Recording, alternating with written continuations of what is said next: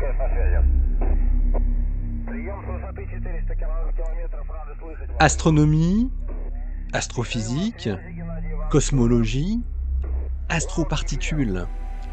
Ça se passe là-haut. Salut à toutes et à tous. À l'aide du télescope spatial Webb, une équipe d'astrophysiciens a détecté les traces d'une supernova pour la première fois dans la lumière résiduelle du sursaut gamma le plus brillant jamais observé, le fameux GRB 221009A. Ils observent également, de manière étonnante, l'absence de certains éléments lourds liés au processus de nucléosynthèse de type R. L'étude est parue dans Nature Astronomy. L'origine des éléments les plus lourds de l'univers, en particulier ceux formés par nucléosynthèse par capture rapide de neutrons, le processus R, reste une question ouverte majeure en astrophysique. Étant donné la haute densité de matière riche en neutrons qui est nécessaire au processus R, les collisions d'étoiles à neutrons ont longtemps été une source suspectée, et en effet, les observations de la kilonova associée à JW 170817 ont confirmé que les fusions d'étoiles à neutrons sont bien à l'origine d'au moins une partie du matériel du processus R dans l'univers. Un deuxième site qui a été proposé pour le processus R se situe dans les noyaux d'étoiles massives en rotation rapide, qui s'effondrent en un trou noir en accrétion, produisant des conditions similaires à celles qui résultent d'une fusion d'étoiles à neutrons. Des simulations suggèrent que les sorties de disques d'accrétion dans ces effondrements pourraient atteindre l'état riche en neutrons qui est requis pour que le processus R se produise.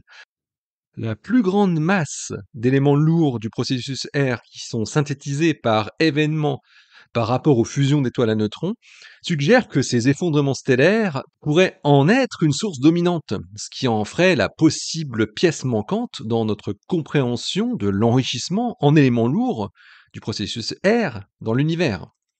La découverte du sursaut gamma GRB 221009A, le GRB le plus brillant jamais observé, c'était le 9 octobre 2022, à un redshift relativement proche de 0,151, présente une opportunité unique pour rechercher des signatures de processus R dans un collapsar. La nucléosynthèse du processus R est plus susceptible de se produire dans les effondrements gravitationnels qui impliquent de grandes masses de disques d'accrétion et qui seraient également liés à des GRB plus brillants, faisant donc du GRB 221009A un candidat particulièrement puissant pour rechercher ces signatures de processus R. Ces événements sont connus pour être accompagnés de supernovas de type 1CBL, caractérisées par des vitesses plus élevées que les supernovas de type 1C normal. Ce qui suggère que l'énergie alimentant les GRB affecte également les supernovas associées. Peter Blanchard de l'université Northwestern et ses collaborateurs ont donc observé la lumière rémanente du sursaut gamma, surnommé le BOAT, le plus brillant de tous les temps, alias GRB 221009A. Et ça, 6 mois après son apparition soudaine, le 9 octobre 22, très exactement 168 et 170 jours après le sursaut gamma. Grâce à des mesures spectroscopiques qu'ils ont effectuées sur la lumière résiduelle encore visible à l'emplacement du sursaut gamma, et à la comparaison avec des spectres de supernova de type 1C et 1CBL, qui étaient connus, ils confirment que ce GRB est bien associé à l'effondrement d'une étoile massive qui aurait produit 0,09 masse solaire de nickel 56. Tandis que cette découverte résout un mystère, parce qu'on a longtemps cherché la trace d'une supernova dans la lumière rémanente de GRB 221009A, un autre mystère s'approfondit. Et oui, on s'attendait à voir la présence d'éléments lourds formés par le processus R, tels que le platine et l'or par exemple. Mais les données de Blanchard et collaborateurs n'ont pas permis de retrouver la signature qui accompagne ces éléments. Alors il faut dire que le GRB était si brillant qu'il a masqué toute signature potentielle de supernova dans les premières semaines et mois qui suivirent. Les chercheurs ont dû attendre que la lumière résiduelle s'estompe considérablement pour avoir une chance de voir les traces de la supernova. Début 2023, le télescope Webb venait tout juste de débuter ses opérations et pouvait effectuer ses observations. Et le télescope Webb avait l'avantage considérable de pouvoir voir à travers la poussière du disque galactique, car le BOAT se trouvait masqué par le disque de notre galaxie. L'équipe de Blanchard a utilisé le spectrographe proche infrarouge du télescope Webb pour identifier la signature caractéristique d'éléments comme le calcium et l'oxygène que l'on trouve généralement dans une supernova. Mais comme il ne voit pas de signature des éléments lourds, Blanchard et ses collaborateurs suggèrent que les GRB extrêmement énergétiques, comme le BOAT, ne produisent pas ces éléments.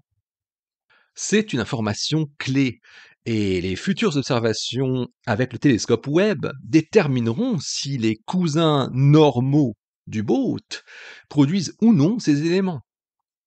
D'après les mesures, les caractéristiques de la supernova semblent très normales, pas du tout extrêmes, comme aurait pu le faire penser l'extrême luminosité du GRB. Nous avons donc un GRB extrêmement lumineux, mais une supernova normale, et des éléments lourds manquants. Le principal mécanisme de production d'éléments lourds, le processus de capture rapide de neutrons, le processus R, nécessite une concentration élevée de neutrons. Jusqu'à présent, les astrophysiciens ont seulement confirmé la production d'éléments lourds via ce processus lors de la fusion de deux étoiles à neutrons, avec l'événement JW 170817. Mais il y a tout simplement trop d'éléments lourds dans l'univers et trop peu de fusion d'étoiles à neutrons. La fusion des étoiles à neutrons binaires prend beaucoup de temps. Deux étoiles dans un système binaire doivent d'abord exploser pour laisser derrière elles des étoiles à neutrons. Ensuite, cela peut prendre des milliards d'années pour que les deux étoiles à neutrons se rapprochent progressivement et finalement fusionnent. Mais les observations d'étoiles très anciennes indiquent que certaines parties de l'univers ont été enrichies en métaux lourds avant que la plupart des étoiles à neutrons binaires n'aient eu le temps de fusionner. C'est pour ça que les astrophysiciens ont émis l'hypothèse que des éléments lourds pourraient également être produits par l'effondrement d'une étoile massive en rotation rapide, le type exact d'étoile qui a généré le BOAT. Les chercheurs estiment que le fait de voir une supernova normale associée à un GRB hors norme pourrait être lié à la forme et à la structure des jets relativistes responsables du sursaut gamma. Lorsqu'elles tournent rapidement, les étoiles massives s'effondrent en trous noirs et elles produisent des jets de matière qui se lancent à une vitesse proche de la vitesse de la lumière. Si ces jets sont étroits, ils produisent un faisceau de lumière plus concentré et plus brillant. En fait, il s'agissait de l'un des jets les plus étroits observés jusqu'à présent pour un sursaut gamma, ce qui donne une idée de la raison pour laquelle la rémanence est apparue aussi brillante. Et il se peut que d'autres facteurs soient également responsables. Des indices supplémentaires pourraient également provenir d'études sur la galaxie dans laquelle le BOAT s'est produit. En plus d'un spectre du BOAT lui-même, Blanchard et ses collaborateurs ont également obtenu un spectre de sa galaxie hôte. Or, ce spectre montre des signes clairs de formation d'étoiles, suggérant que l'environnement de naissance de l'étoile d'origine de GRB 221009A peut être différent des GRB précédents. Les astrophysiciens ont modélisé le spectre de la galaxie et ont découvert que la galaxie hôte du BOAT possède la métallicité la plus faible de toutes les galaxies hôtes de GRB. Le fait que GRB 221009A semble naître d'un gaz quasi primordial pourrait être un indice important pour comprendre ses propriétés exceptionnelles. L'article de Peter Blanchard et ses collaborateurs est paru dans Nature Astronomy le 12 avril 2024.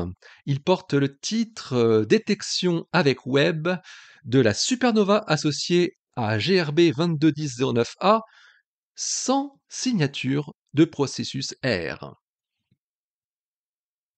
Allez, d'ici la prochaine, portez-vous bien, restez bien les yeux vers le ciel, et puis restez bien les pieds sur terre. Hein. Allez, salut.